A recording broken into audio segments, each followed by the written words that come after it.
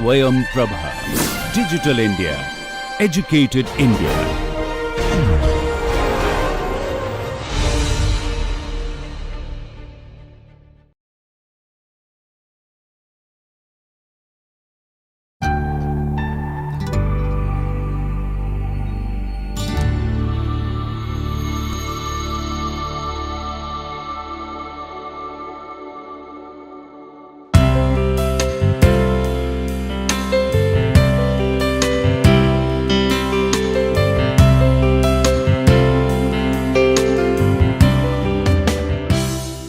Welcome to the course Introduction to Urban Planning. In this session today, we'll continue with our efforts to contextualize our cities. In the previous class, we reviewed the emplotment and covered Mesopotamian, Egyptian and Indus Valley civilization, and today we shall review Vedic period. Therefore, the coverage of this lecture will include Vedic period. We see that these civilizations had huge influence on cities of today. Many innovations of that time we see even today in our cities. The period is said to stretch from 1750 to 350 BC. The geographical boundary of the earlier Vedic period started from northern part of Indian continent and later on it stretched to the entire South Asian continent. As we see in the left-hand side image, Vedic period was the time when the languages and scripts evolved. The period is said to stretch from 1750 to 350 BC. The geographical boundary of the earlier Vedic period started from northern part of Indian continent and later on it stretched to the entire South Asian continent, as we can see in the left hand side image. We also see that Vedic period was the time when the languages and scripts evolved. Looking at the origin of Vedic architecture and planning, Indian culture and civilization is said to have strong foundation in the understanding of Vedas and therefore is said to have survived thousands of years. Vastu Shastra is an ancient Hindu knowledge of architecture which finds its origin in Vedas. The Vedas gave principles and theories. Scholars suggest that planning of the villages, towns, cities and capitals of ancient India were considered best as it gave health and peacefulness based on the experience of many generations. The Vedas are the most ancient sacred scriptures of India.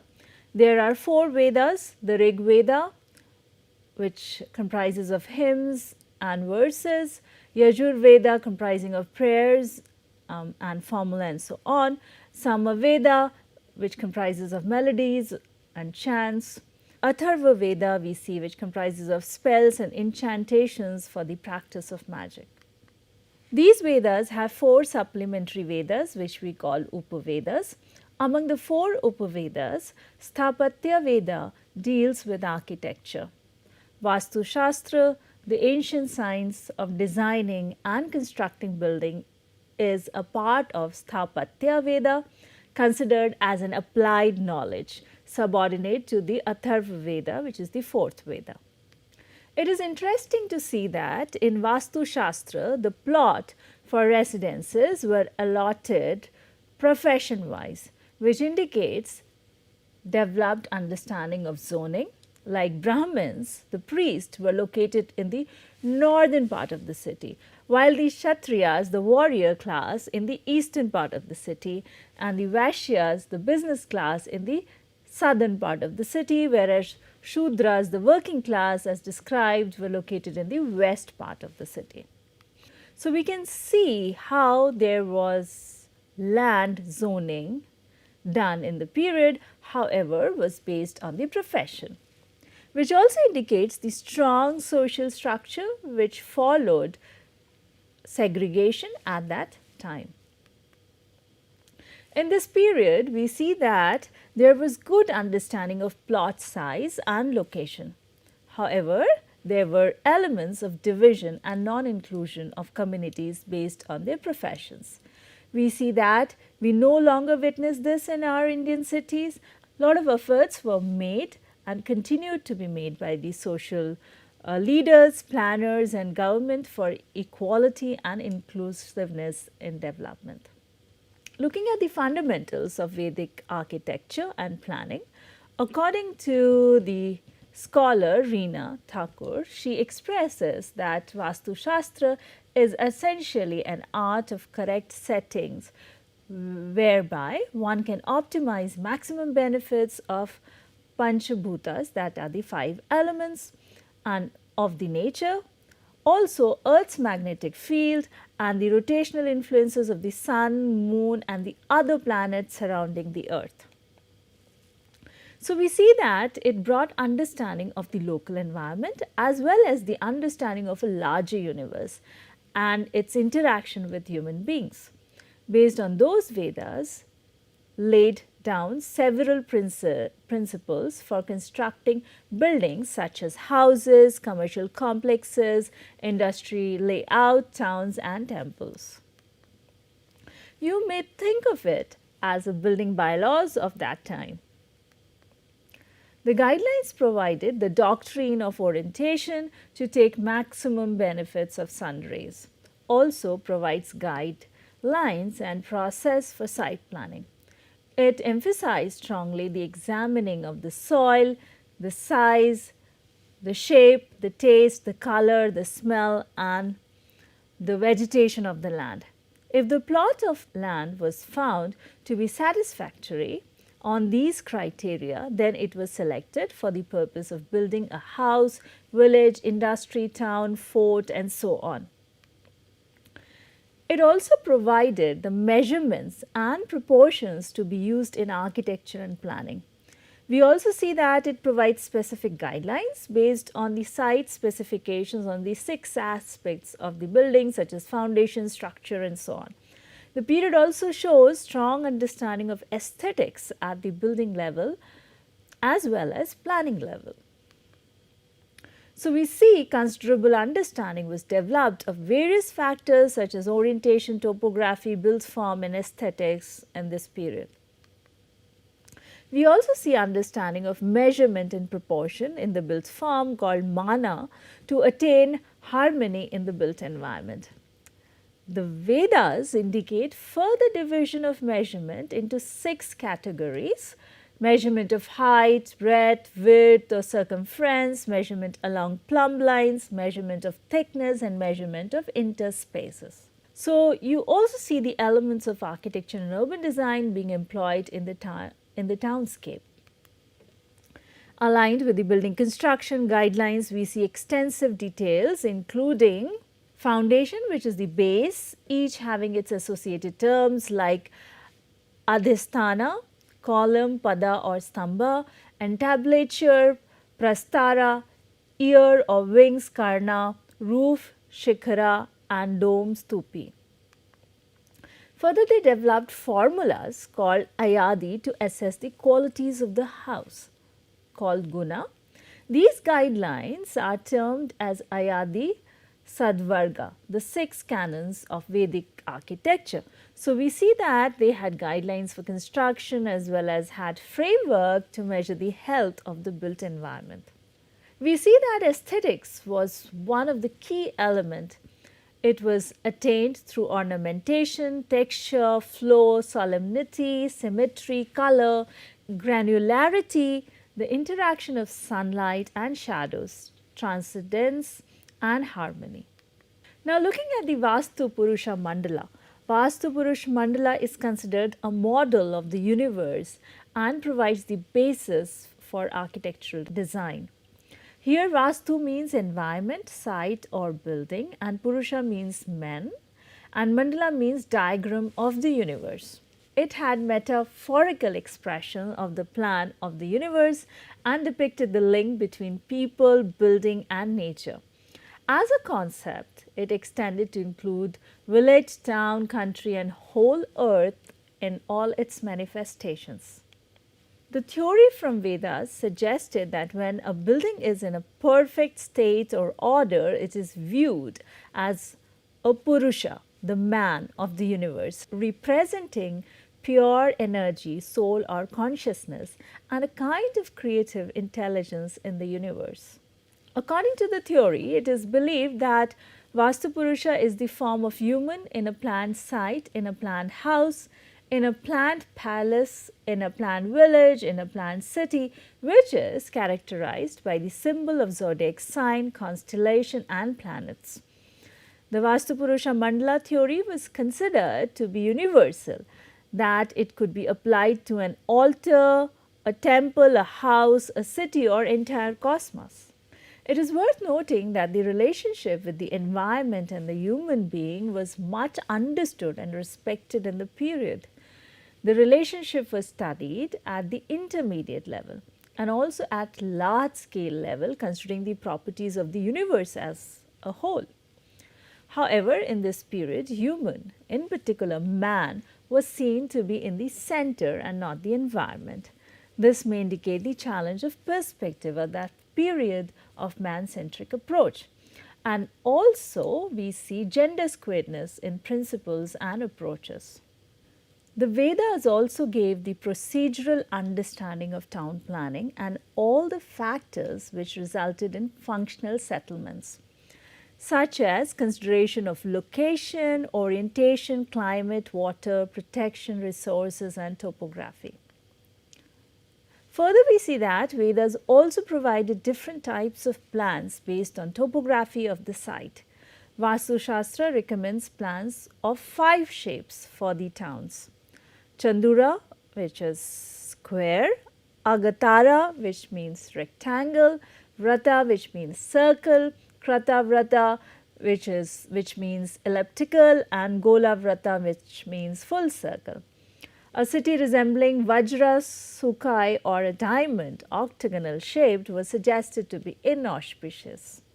The Mansara Shilp Sastra, which is Indian Vedic book, one of the ancient formal book on Hindu town planning, provides various types of plans like Dandaka, which is like a cross stick; Sarvoto Bhadra, which represents equality; Nandya Varta, which is a shape of a flower; Padmaka, which is shape of the lotus flower; Swastika, which is a religious symbol; Prastara, which is a meeting place; Karmukha, which indicates the bow shaped; and Chaturmukha, which indicates 4-gated complex.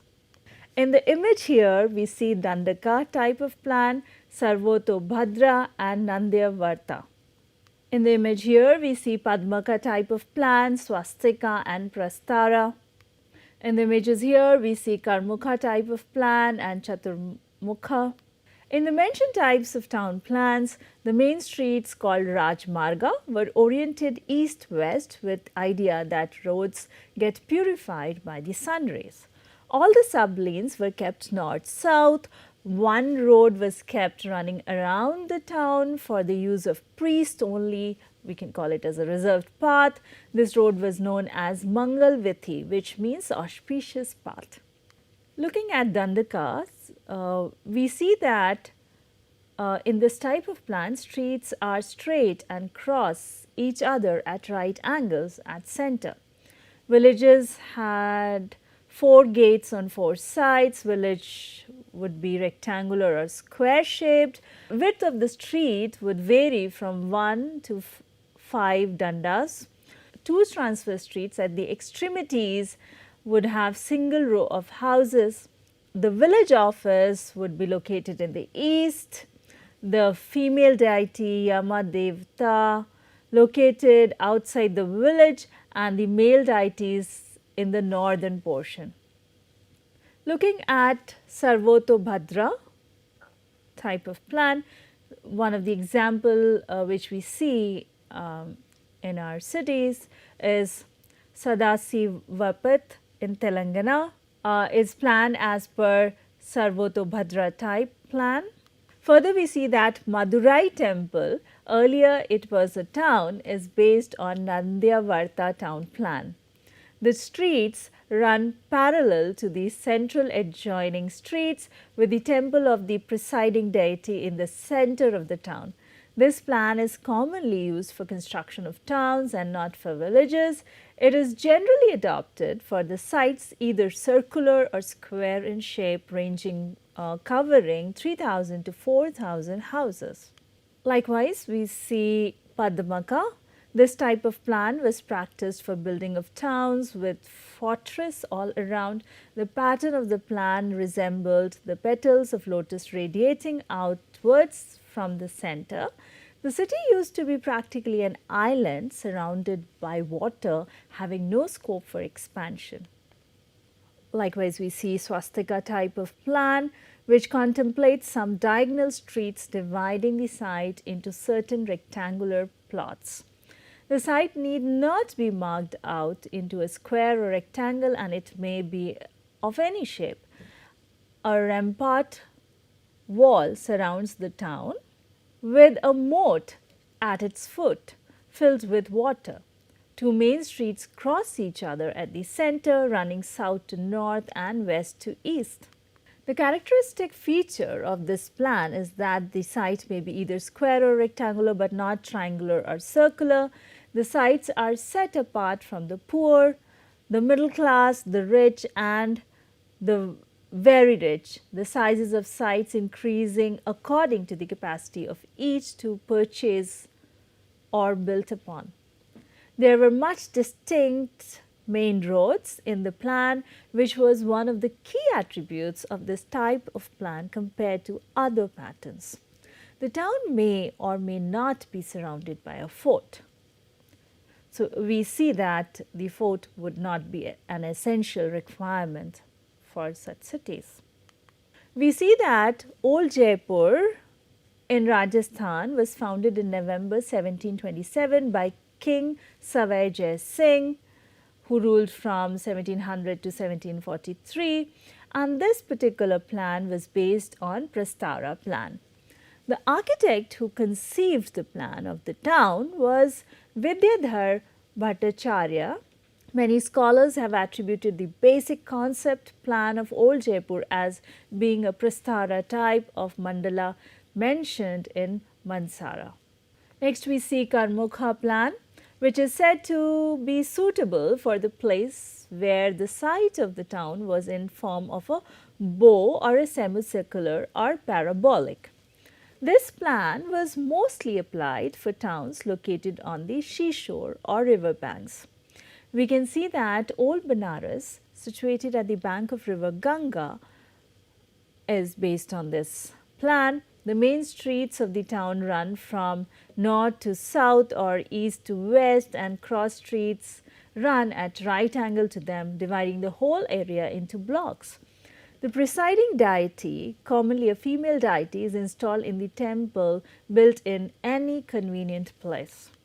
We find Ganjgolai, Latur in Maharashtra, an old Benares city layout built on the principles of Karmukha. Further seeing the Chaturmukha type of plan, as we see in the plan of Angkor Wat, the city may be either square or rectangular, having four faces. The town is laid out east to west lengthwise with four main streets. The temple of the presiding deity will be always at the center. Chaturmukha type of plan is applicable to all towns starting from the largest town to the smallest villages. It is interesting to see Angkor Wat in Cambodia, built in 12th century, was developed on this concept of Chaturmukha. We also see that even plot size variations were worked out as per the zones, location, social economic structure of the society. Moving on the Vedic period, we see that even plot size variations were worked out as per the zones, locations, the social economic structure of the society. The whole Vastu Purusha Mandala was divided into 81, 64, 49 pads or landed parcels. The innermost and the central location of the square was reserved for God Brahma. So, we see that as this period, religion was at the center stage of the planning and community life. So we see how the spatial planning and physical planning understanding prevailed in this period. We also see the information on land suitability for the purpose of site selection for the development of settlement.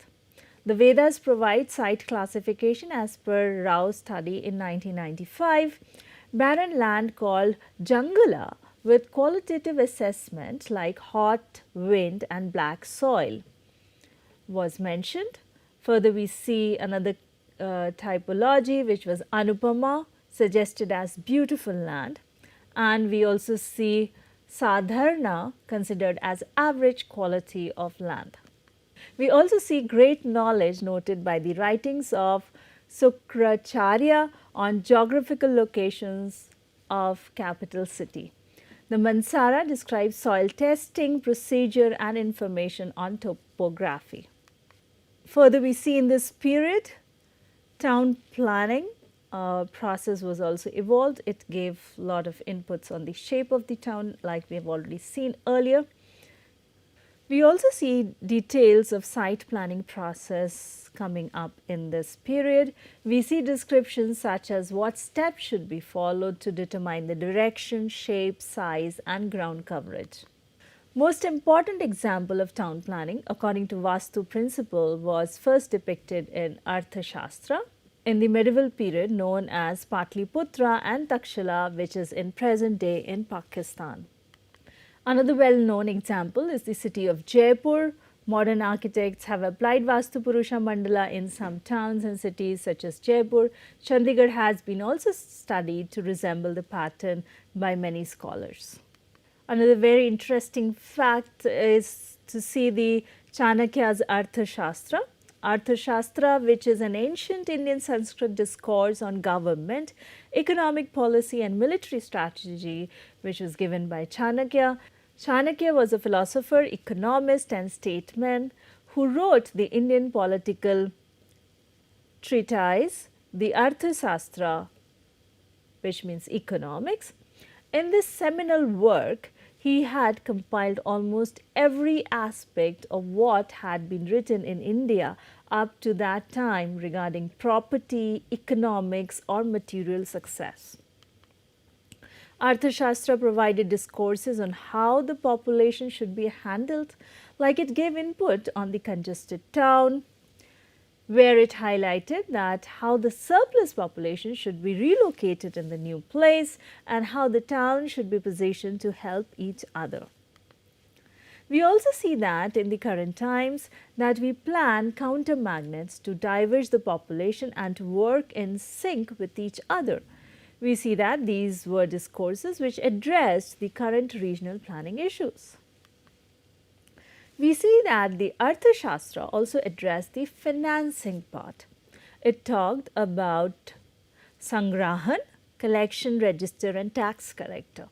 Arthashastra talks about governance as well. We find word like Sarvatik, which was like appointed person among 200 villages, Dronamukh, chief among 400 villages and Sthaniya among 800 villages. As you can see in the diagram, it is very interesting to see the Arthashastra also address the issue of migrants. It acknowledges how they have to be supported by complete relaxation from paying taxes in the new settlement.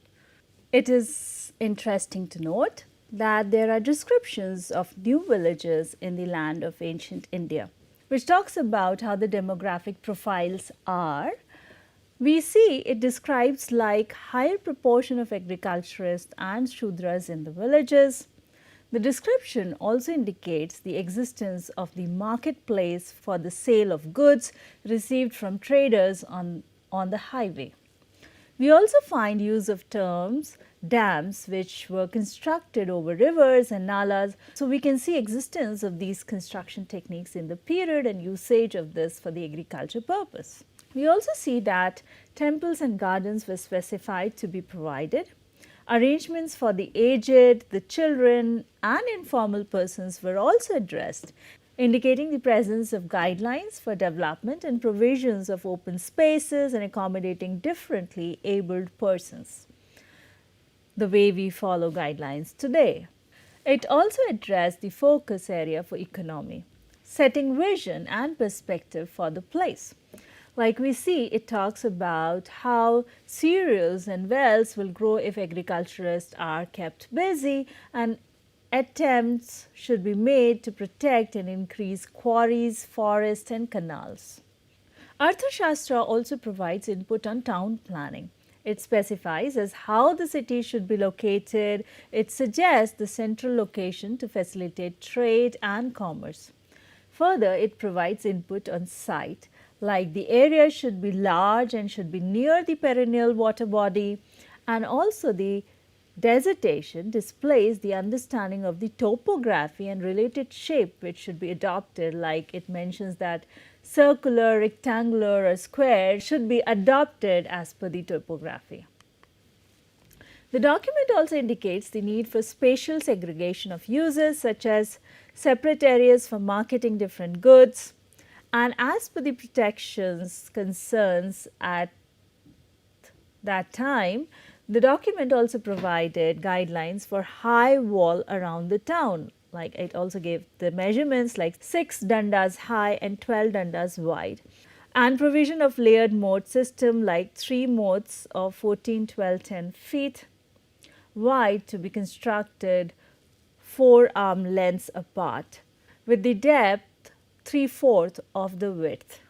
The document also provided the guidelines for road layout to favor uniform accessibility with concern for health and ventilation. Like it provided input on 3 east west and 3 north south roads should divide the towns, and the main road should be 8 dandas wide and other roads 4 dandas wide. Further input was also given on provision of common infrastructure to provide access to water, such as 1 well for 10 houses. As we can see in the image, the outer layered moat and the street pattern advised during the period. Further, we see that the principles of town planning are mentioned in some sacred books like Vishwa Karma Prakashan. It is mentioned first lay out towns and then plan the houses. Mansara Shilpasastra deals with many aspects of town planning. The importance of studies like study of soil, climatic condition, topography, fixing orientation to get maximum advantage of sun and wind. So, we see that how in this period a strong understanding of man and his relationship with environment was established. The relationship was studied at the intermediate level and also at a large scale level with interpretation of properties of universe as a whole. We also see form of building bylaws corresponding with the environment and plot size, soil type and topography. We also see that Vedic period saw the emergence of hierarchy of social classes. Early Vedic age was organized into tribes rather than kingdoms. Political hierarchy of tribe was determined by rank, where Rajan stood at the top and Dasi at the bottom. The autonomy of Rajan was restricted by the tribal councils called Sabha and Samiti. In the later Vedic period, the tribes had consolidated into small kingdoms which had a capital and rudimentary administrative systems. Later Vedic age led to distancing of the Rajan from the people and the emergence of Varna hierarchy. The society was divided into 4 social groups: Brahmins, Kshatriyas, Vaishyas and Shudras. We further see economy in the Vedic period was sustained by combination of pastoralism and agriculture. There are references in Rig Veda to the leveling of fields, seed processing and storage of grains in large jars. War bounty was also a major source of wealth. Economic exchange were conducted by gift giving, particularly to kings and priests, and barter using cattle as a unit of currency. While gold is mentioned in some hymns, there is no indication of the use of coins. We further see education system in the Vedic period. The ancient system of education was based on Vedas, and therefore it was given the name of Vedic educational system. The Vedic era education had a very prominent place in society. It was being considered as pious and important for this society. Education emphasized the development of spirituality. The ashram system was adopted for paying of the individual's debt towards the god, his forefather, his teachers, and society. Ultimate objective as moksha or self-realization we see in the system. Vedic education included proper pronunciation and recitation of Veda, the rules of sacrifice, grammar, understanding the secrets of nature, reasoning including logic, the science and the skills necessary for an occupation. So, in this session we have covered the Vedic period, and we saw how much understanding we had about cities in this particular time, and how the processes and details like guidelines and kind of building laws all came up in this period. That understanding evolved during this period. Our coverage was limited with the scope to make you aware of the topic. There are enormous readings and movies available to explore. Few are suggested here. This is not an extensive list. You may feel free to suggest more from your experience. Please feel free to ask questions. Let us know about your concerns you have. Do share your opinion, experiences, and suggestions. Looking forward to interacting and co-learning with you while exploring cities and urban planning. That's all for this session. We'll continue in the another session, the Greek and Roman part of civilization. Thank you.